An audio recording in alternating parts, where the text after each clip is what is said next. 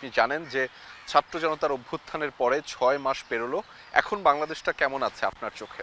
আমার মনে হয় অভ্যুত্থানের পরের বাংলাদেশটা আমি যেভাবে দেখি মনে হয় যে একটা নতুন বইয়ের প্রথম চ্যাপ্টারে আমরা আছি এবং ওই বইয়ের খুব সুন্দর একটা কাভার আছে।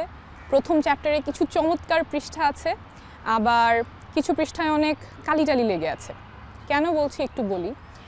আমাদের অভ্যুত্থানে আমরা অভূতপূর্ব দৃশ্যগুলো দেখেছি এবং আমাদের মানুষ কাঁধে কাঁধ মিলিয়ে নানান মতের নানান পথের মানুষ একসাথে সংগ্রাম করে অভ্যুত্থানটা ঘটিয়েছে। That's unbelievable and outstanding. সেটা আমাদের চমৎকার প্রচ্ছদ, যেখানে মানুষ জনগণের আকাঙ্ক্ষা, জনগণের আশা নিয়ে নতুন বাংলাদেশের একটা স্বপ্নে কিন্তু এই অভ্যুত্থানটা হয়েছে।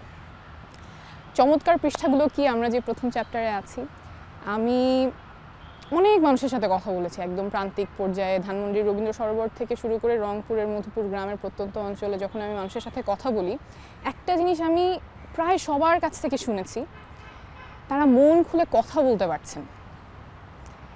এবং যখন এই কথাটা বলে কতটা যে স্বস্তি, কতটা যে রিলিফড মানুষ ফিল করে, কথার মধ্যেই চলে আসে। আগে মানুষ কথা বলতে পারতো না, কথা বলতে ভয় পেত। আমরা তো দেখেছি অভ্যুত্থানের মধ্যেও যে মুখ আটকে দিচ্ছে, পুলিশ এসে মুখ আটকে দিচ্ছে, সেই চিত্রটার কিন্তু এখন নাই। মানুষ মন খুলে কথা বলতে পারছে, অ্যান্ড দ্যাটস এক্সেলেন্ট।